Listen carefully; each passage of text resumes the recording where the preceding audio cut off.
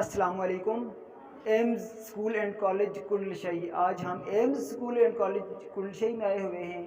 ہم لوگ یہاں پہ بچوں سے کوئی پوئمز وغیرہ سنیں گے جس کو لطیفے آتے ہیں، جسے جو کوئی بھی آتا ہے۔ تو اسٹوڈنٹس، آپ میں سے جس کو پوئم آتی ہے وہ کون ہے؟ پوئمز میں سے کسی بچے کو پوئم آتی ہے وہ ہاتھ کھڑا کرے۔ پوئم کون سنائے گا؟ آپ کا نیم کیا ہے؟ وفا، کھڑی ہو جاؤ، شاباش، آ جاؤ۔ آپ کیا سناؤ گی؟ اچھا، اسپیچ کرو گی، آ جاؤ۔ السلام علیکم، شاباش۔ اعوذ باللہ من الشیطان الرجیم، بسم اللہ الرحمن الرحیم۔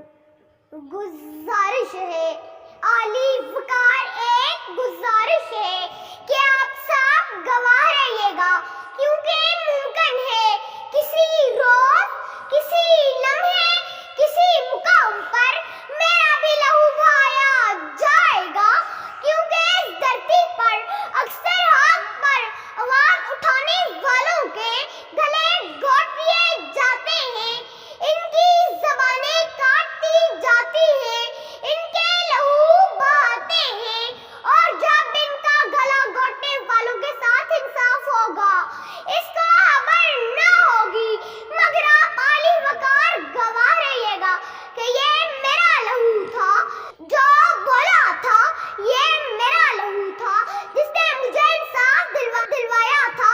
صرف میرا ہی نہیں بلکہ ہر اس شخص کا لہو بولے گا جس نے حق کے لیے آواز بلند کی اور اس آواز کو ہمیشہ کے لیے خاموش کرا دیا گیا تھا۔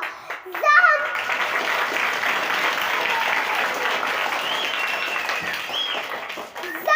سنتے ہیں اور لہو بولتا ہے، چاک چپ ہے تو رفو بولتا ہے، خاموشی ایسی کہ دیکھی نہ سنی، ہر طرف عالم خو بولتا ہے۔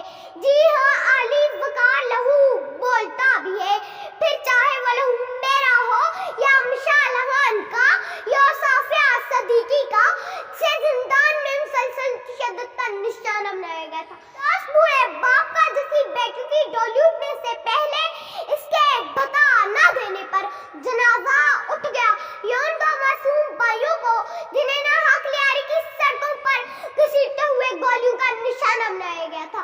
اور دان ان معصوموں کی یہ صدا، دور حیات آئے گا قاتل قضا کے بعد، دور حیات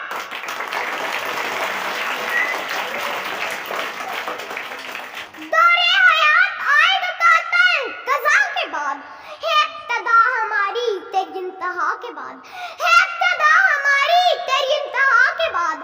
عالی وقار، آزاد کشمیر، فلسطین، بوسنیا میں مسلمانوں کو بے دردی کے ساتھ شہید کیا جا رہا ہے۔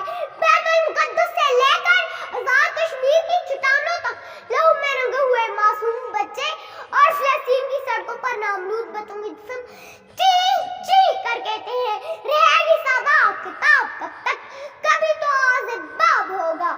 جنہوں نے بستی اجاڑ ڈالی، کبھی تو ان کا حساب ہوگا، کبھی تو ان کا حساب ہوگا۔ والسلام۔